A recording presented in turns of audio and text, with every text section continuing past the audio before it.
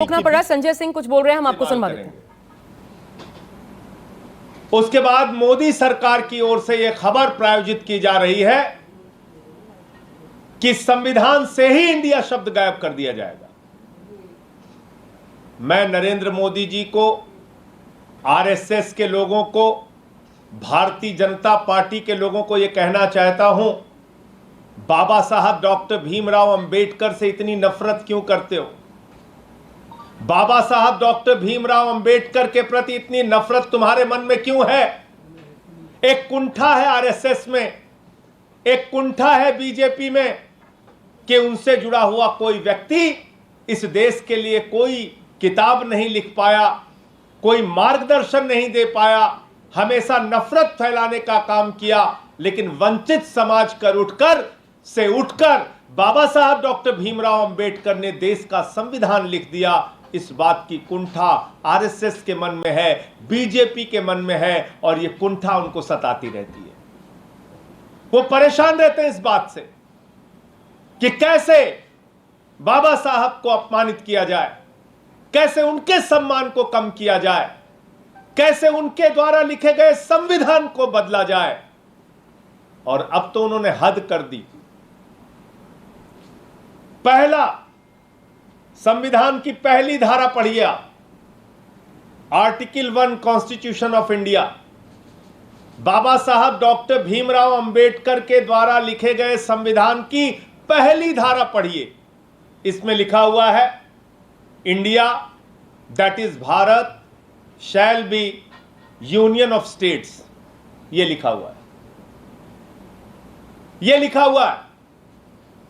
तो बाबा साहब डॉक्टर भीमराव अंबेडकर के द्वारा लिखे गए संविधान की पहली धारा को नरेंद्र मोदी जी बदलकर अपनी नफरत का प्रदर्शन कर रहे हैं, अपनी घृणा का प्रदर्शन कर रहे हैं, राष्ट्रीय स्वयंसेवक संघ की मानसिकता का प्रदर्शन कर रहे हैं, जो नफरत उनके मन में बाबा साहब के प्रति, इस देश के करोड़ों दलितों और आदिवासियों के प्रति, इस देश के वंचित समाज के प्रति है।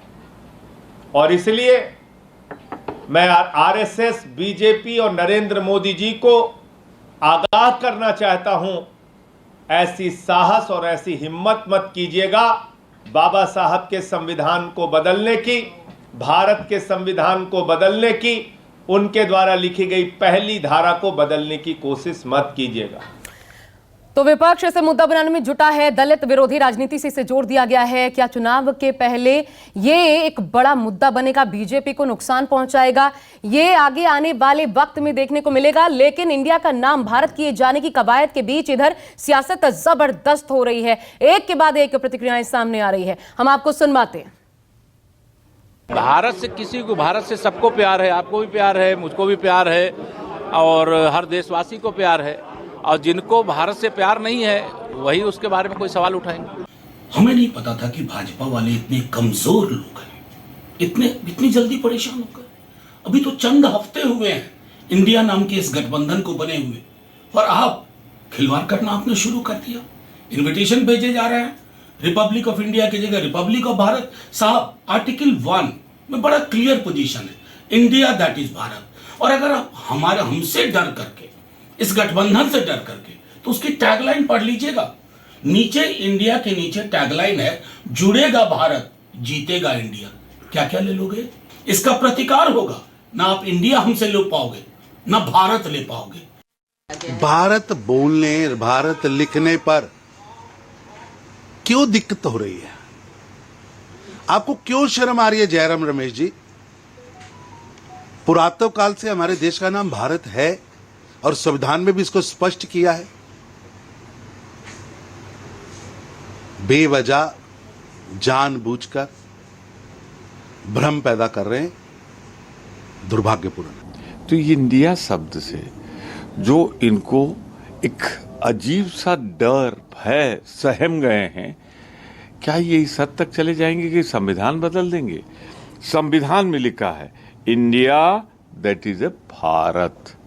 तो इंडिया और भारत, तो भीमराव अंबेडकर, हमारे पूर्वजों, भारत की लोकसभा, राज्यसभा द्वारा पारित संविधान में शब्द है, इसे कैसे हटाओगे?